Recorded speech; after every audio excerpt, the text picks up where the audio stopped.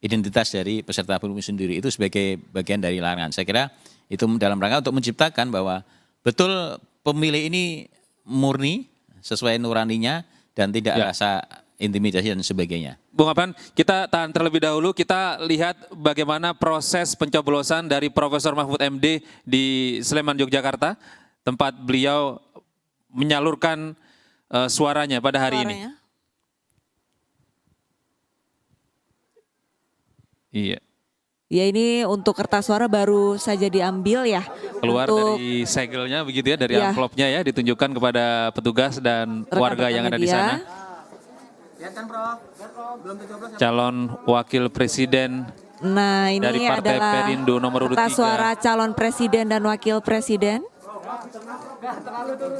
Bukti ya, masih bersih, masih tidak ada yang rusak. Ya.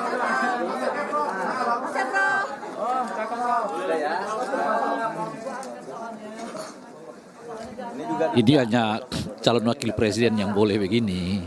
Kalau masyarakat umum nggak perlu lah. Nggak perlu ya, langsung aja ya Bung. Karena ini ada kebutuhan untuk apa namanya ya, publik ya. Betul. Iya, ini rupanya Prof. Mahfud MD merupakan orang pertama mungkin ya yang ada di TPS memberikan suaranya di Sleman, Yogyakarta ini. Kira-kira coblos nomor berapa ya, Prof. Mahfud? Pakai ditanya Arlisa. Oh, ini Ibu sama juga melakukan. Iya. Bukti belum bahwa dicoblos.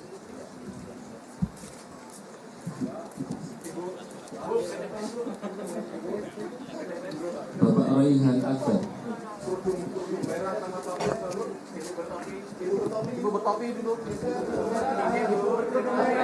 Ya pemirsa, di layar televisi Anda di sebelah kiri, ini merupakan kondisi terkini di kediaman Ganjar Pranowo. Kami mendapatkan informasi bahwa Pak Ganjar ini sedang menuju ke lokasi TPS. Ya, tempat pemungutan suara di Semarang, Jawa Tengah. Di Semarang, Jawa Tengah. Rupanya ini mungkin agak jauh lokasi tempat pemungutan suaranya. Jadi, sehingga Pak Ganjar harus naik kendaraan, naik mobil. Kalau Prof. Mahfud MD tadi jalan kaki sepertinya. Jalan kaki bersama keluarga. Rupanya cukup dekat mungkin ya. TPS nomor 106 Padukuhan. Tadi sementara itu di sebelah kiri ini ada calon wakil presiden nomor urut Mas 1, Muhaimin Iskandar juga serta istri memberikan suaranya di TPS, sebelumnya berfoto bersama. Tapi ini sebelum coblos ya, kalau sudah coblos, ntar fotonya dikasih nggak Pak ke Bansos? Enggak ya? Kalau sudah pasti kelihatan tinta. Ini kayaknya yang ditunjukkan ini surat undangan ini. Surat undangannya. Surat undangannya ya, oke.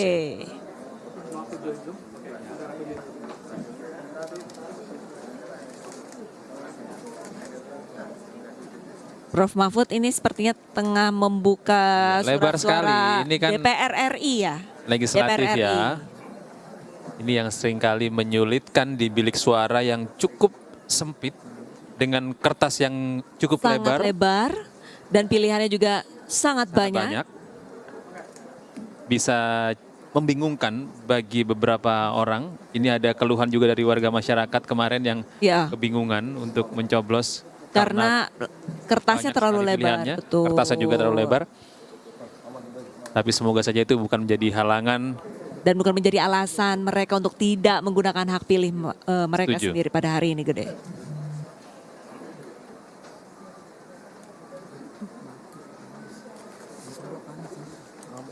Oke, kita lanjutkan lagi dialognya mungkin ke Mas Gun Gun mungkin ya? Mas Gun Gun lagi. Mas Gun Gun, sebenarnya dari kita lihat elektabilitas para capres-cawapres jelang hari H ini juga kan masih dinamis ya. Apakah nantinya dari elektabilitas dari lembaga survei itu bisa dikatakan akan sama dengan nanti hasil quick count pada hari ini? Ya, kalau bicara elektabilitas dengan quick count kan dua hal yang berbeda ya. Kalau elektabilitas survei-survei persepsi pra hari H itu memprediksi. Kalau quick count sebenarnya kan basisnya adalah suara yang sudah ada dan dihitung cepat berdasarkan sampling. Saya melihat ya tidak mungkin tidak persis sama ya, meskipun apakah sesuai dengan margin of error-nya atau tidak. Nah, itu yang kemudian jadi pertaruhan banyak lembaga survei.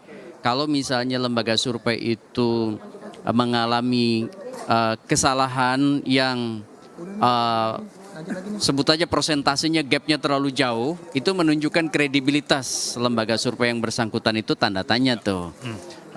Begini, peneliti itu boleh salah, tapi dia tidak boleh bohong. Ya. Kan intinya itu.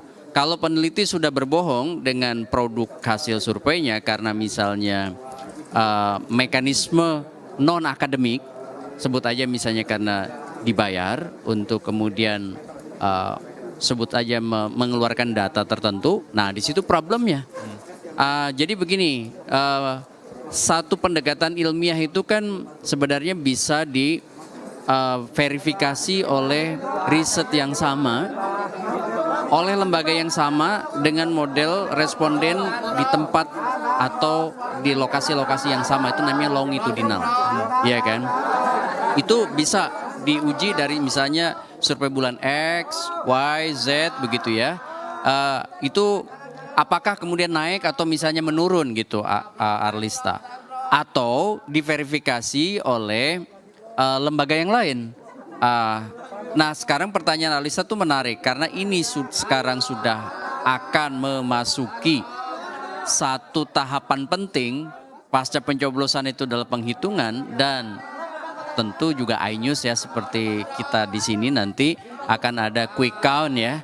Nah proses quick count itu sekali lagi adalah tidak kemudian simpulannya dia pasti pemenang, tetapi sifatnya sementara, pemenang sementara berdasarkan quick count. Itu juga penting dikasih tahu ke halayak. Kenapa? Karena nanti pemenang yang definitif itu